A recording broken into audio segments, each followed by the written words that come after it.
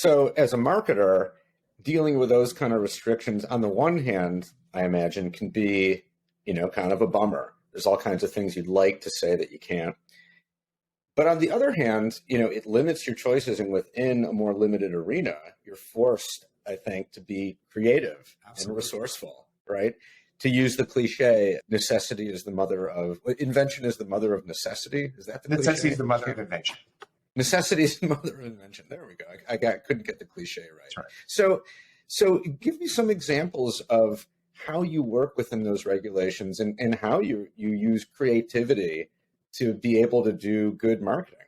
So I love that you brought up that quote or that phrase, because really that is the environment we're in.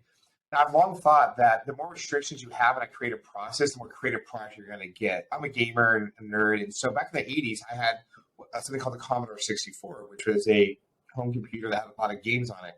By the end of the life of it, it had some of the most advanced, interesting games because people had to get so creative with the limited things that it could do. They made these sweeping epic game-wise. I love that. And I often tell the story of Michelangelo, the Sistine Chapel.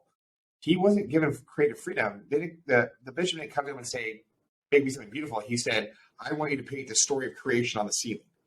Right? And so sometimes when we have those limitations on ourselves, we become the most creative. And the way we've gotten around that is we've actually gotten around it by embracing the regulations to their full extent and exploiting that to our benefit. Now, when the regulations say that you can't compare yourself to a bank, you can't do this, you can't do that, you can't say these certain words, you can't do certain things, we said, great, we're not going to do any of that. And what we did is we went to the regulators and talked about our strategies. And so instead of marketing ourselves and our products, we market the impact that our work has. And the regulators don't care. They don't care if we tell stories about the churches and what they're doing, if we tell stories about the people who invest with us and what's going on in their lives, if we go and we create content that supports what we're doing, that's informational content. As long as we're not giving advice on investments, as long as we're not promoting an investment product, there's no regulatory entanglements there. So we went all in on the creative side of things. We tell stories. We engage our investors. We tell stories. Hey, we have one investor. She's still an investor. Our very first investor. Her name's Letty Briggs.